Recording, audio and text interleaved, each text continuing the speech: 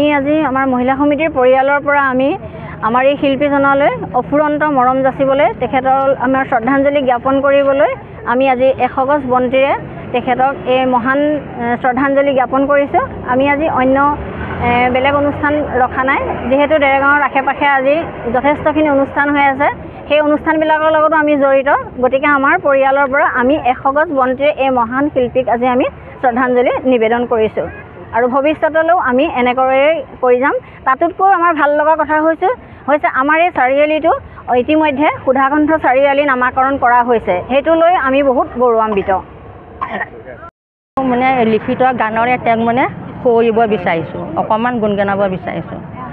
আকৌ যদি যাব খোজা শৰাই ঘাটলৈ, লুইত পাৰৈ ডেকা বন্ধু নাথাকিবাৰৈ।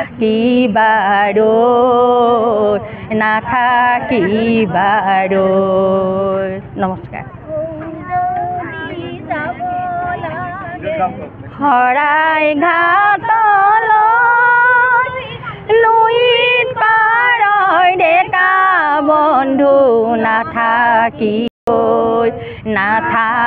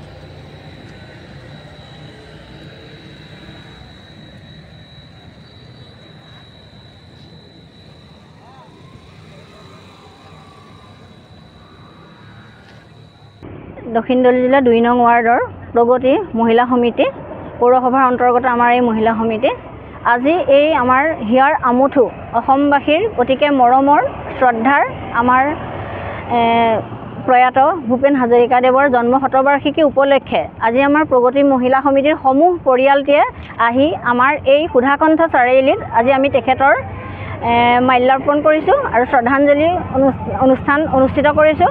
আৰু আমাৰ মহিলা সমিতিৰ লগতে আমাৰ ওচৰৰ চুবুৰীয়াৰ বয়োজ্যেষ্ঠ বা আমাৰ স্থায়ী নাগৰিক তেখেতসকলেও আমাৰ লগত অংশগ্ৰহণ কৰিছে আৰু এই অনুষ্ঠানটো কৰিবলৈ পাই আমি নিজকে বৰ গৌৰৱান্বিত অনুভৱ কৰিছোঁ। সেয়ে আমি আজি মহিলা সমিতিৰ তৰফৰ পৰা আমি সুধাকণ্ঠলৈ অকণমান শ্ৰদ্ধা নিবেদন কৰিছোঁ তেখেতৰ এটা মহান গীতৰ কলিৰে। আহক আমি সকলোৱে তেখেতক শ্ৰদ্ধাঞ্জলি জনাওঁ। মানুহে মানুহৰ বাবে যদিহে অকণো নেভাবে, অকণো সহানুভূতিৰে ভাবিব কোনেনো কোৱা সমনীয়া, মানুহে মানুহৰ বাবে। সঁচাই এই বেদনা আজি আমাৰ মাজত নাই, কিন্তু তেখেতৰ অমৰ সৃষ্টিৰাজি আমি সদায় আমাৰ বুকুত লৈ আমি অসমীয়াই গৌৰৱ কৰিম। ধন্যবাদ। আমি প্ৰগতি মহিলা সমিতি দক্ষিণ দলীয়া 2 নং ৱাৰ্ড প্ৰগতি মহিলা সমিতি সতী ৰাধিকা নগৰৰ পৰা আমি ডক্টৰ ভূপেন হাজৰিকাদেৱৰ আজি শতবাৰ্ষিকী উদযাপন কৰিবলৈ পাই আমি গৌৰৱান্বিত কৰিছোঁ। তেখেত 1926 চনতে আজিৰ দিনটোতে তেখেতে জন্মগ্ৰহণ কৰিছিল। আহি আজি 100টা বছৰ তেওঁ গৰকিলে। তেখেতৰ য'তে আছে তেখেত ভালে থাকক, চিৰস্থায়ী হৈ যাওক, ৰাইজৰ মাজত সদায় তেখেত জিলিকি থাকক, জীয়াই থাকক। তেখেতৰ সৃষ্টিৰাজিৰে আমাৰ অসমীয়াই জীয়াই ৰাখিব বুলি আমাৰ বিশ্বাস। ইয়াকে কৈ মোৰ চমুভুক্ত সামৰণি মাৰিছোঁ।